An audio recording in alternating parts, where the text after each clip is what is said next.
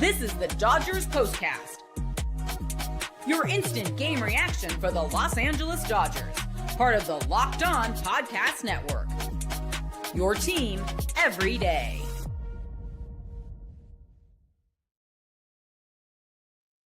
What is up? Welcome to the Locked On Dodgers Postcast on the Locked On Dodgers YouTube channel, place to hang out when every game is done. I am Pete Fox. Never a doubt on that one. Never a doubt. Never a doubt. Not worried. I've been covering sports in LA dating back to 2007 for ESPN LA and NBC Sports Radio. Today's episode of the Locked On Dodgers Postcast brought to you by Monarch Money.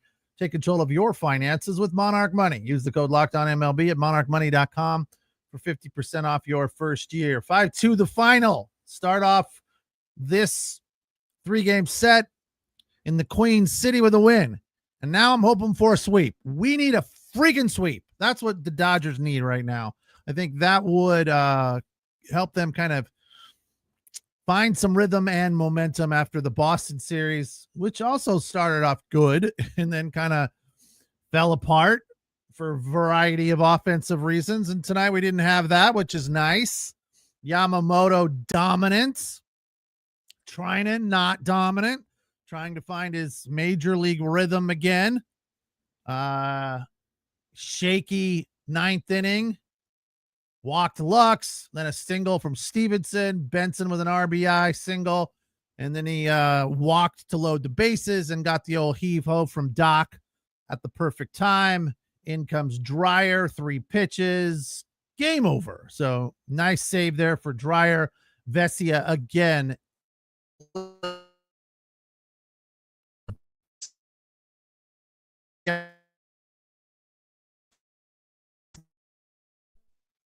Could have been a tad bit tighter, but again, Vesia has been so reliable for the Dodgers. You're not going to see me criticize him anytime soon. As far as the offense tonight, I really feel like starting to find some rhythm for some guys. This is what you'll be talking about. Dodgers get a comfortable win. Mookie Betts, a pair of hits, 3 runs scored with a walk. Shohei Ohtani, a hit, 2 RBI, hit the ball hard into the gap there in a clutch situation. That was nice to see. Teo 2 for 5 with 2 RBI. Freddie Freeman a hit and an RBI. Andy Pajes had a hit. Michael Conforto stays hot. So the offense, and this is not too terribly different from what we saw in Boston. A lot of hits. Yesterday they out-hit the Red Sox in that loss.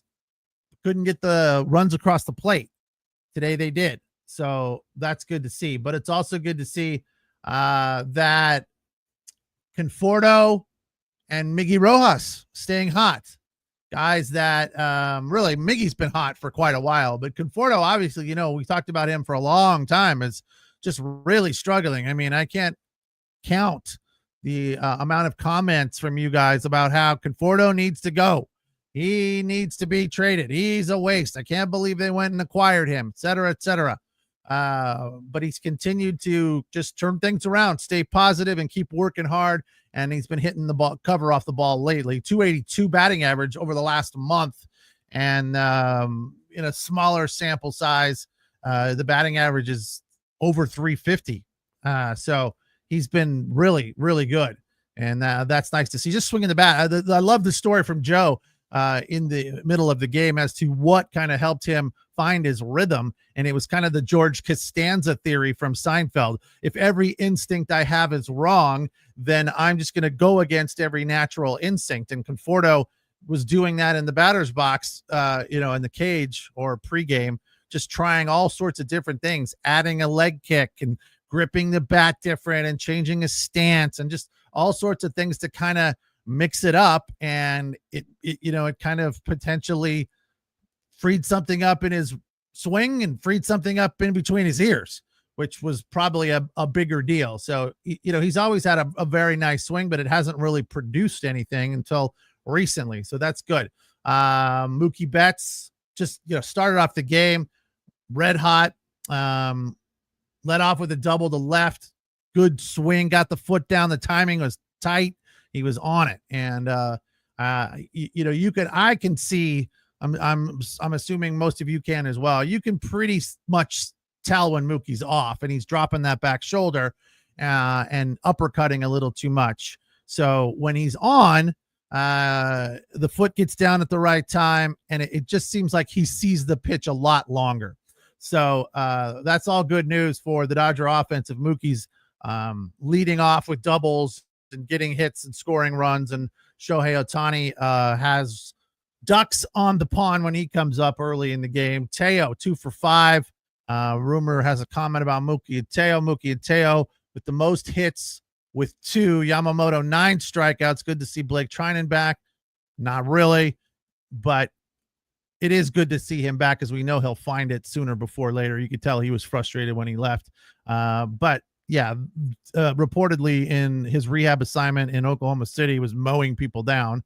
But this is the major leagues and things are different here. So he'll find it. It's not too terribly surprising, but yeah, ultimately we should spend a lot more time heaping praise on Yamamoto's day.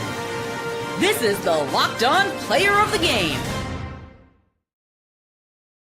This dude was practically unhittable tonight.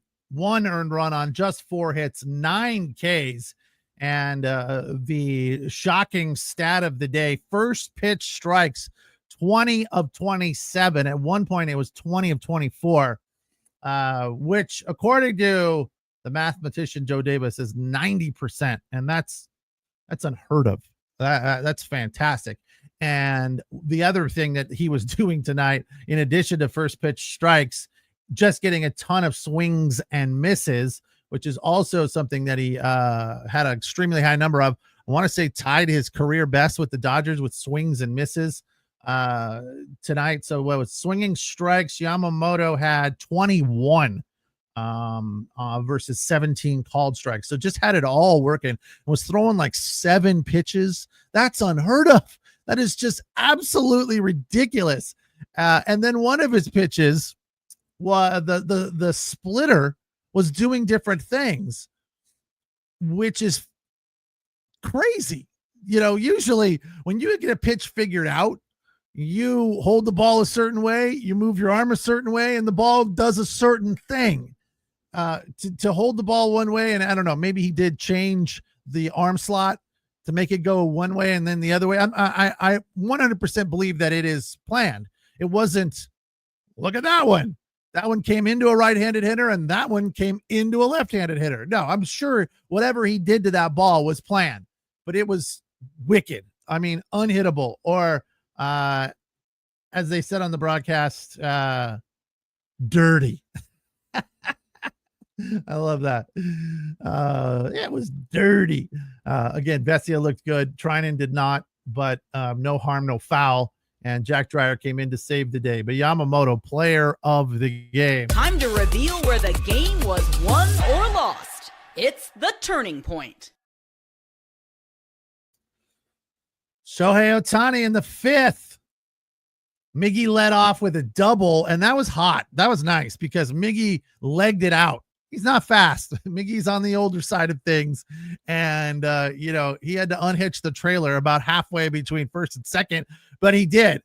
Unlike Freddie of late, who's been trying to advance. And, we appreciate the aggressive attitude from Freddie, but he's been thrown out like 3 times recently. Miggy did that and legged it out, turned a single into a double, and then rushing struck out. Mookie singled to left. What they had originally called an error, they changed it to a base hit, and then Ohtani doubled to right center on a pitch that didn't quite get the reaction that Burns was looking for because it was down the middle. It was right in Ohtani's wheelhouse. So Burns looked good. 5 2/3 pitches up over 100 miles an hour throughout his outing. Three runs on 6 hits with 10 Ks, but suffers the loss. Still winless on the season, 0-3 as Yamamoto improves to 9-7. It's the Locked On Dodgers postcast on the Locked On Dodgers YouTube channel. I am Pete Fox. Thanks for joining me here. Don't forget to check out the Locked On Daily Dodgers podcast, hosted by Travis Rogers, right here on the Locked On Dodgers YouTube channel. Today's episode of the Locked On Dodgers Postcast is brought to you by Monarch Money. Ever wish managing your money felt easier or was easier? With Monarch Money, it is. Whether you're growing your savings as you're planning for a big purchase like, new golf clubs, new car, maybe even a new house, maybe a vacation, Monarch Money puts you in the driver's seat. It's like having your own personal CFO. The other thing that's great about it, it gives you full visibility and control over your finances. You can see what all your accounts are doing, what's going out, what's coming in. If you have rental properties and you want to know what the Airbnb is paying, the investments or the bank account that handles that will be there. And then you can see what's coming in and what's going out, et cetera, et cetera. And all of that pie chart action is really helpful to knowing what your finances are doing. I remember first time I saw one of those pie chart things, I was surprised at the amount of money I was spending on gas. And now I don't have to worry about that because I drive an electric car. So that piece of my pie is a whole lot smaller. But take control of your finances with Monarch Money. Use the code LOCKEDONMLB at monarchmoney.com for 50% off your first year. That's monarchmoney.com. Code LOCKEDONMLB for half off your first year. Today's episode also brought to you by Game Day Hue. Game Day Hue makes clean, no logo gear with team-inspired colorways for every pro and college fan base. It's all about letting you and your colors speak loudly as you support your team. There's no giant logos on your shirt or on your hat, just smart, versatile style that works on game day or at the golf course or even on casual Friday at the office. So right now, you can get 15% off with MLB 15. That's the code you need to remember. Major League Baseball MLB 15 at GameDayHue.com. GameDayHue, HUE.com. The code even stacks on bundle deals. So now is the time to load up. Let your colors talk because colors speak louder than words. That's Game Day Hue, code MLB 15.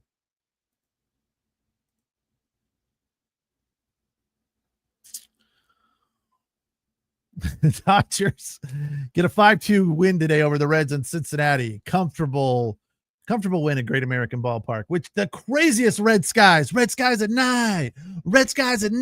Oh. Yeah, that's a song from the 80s that most of you probably have no idea what I just did there. And I butchered it. So let's be honest about that as well. Greg says, still don't trust Conforto. Really? Why not? What's he got to do? What do you want him to do? 4 for 4 every night? I mean, he started off slow. His batting average is still under 200, but it's a fairly large sample size where he's been hitting the ball. So what do you need? What do you need? What?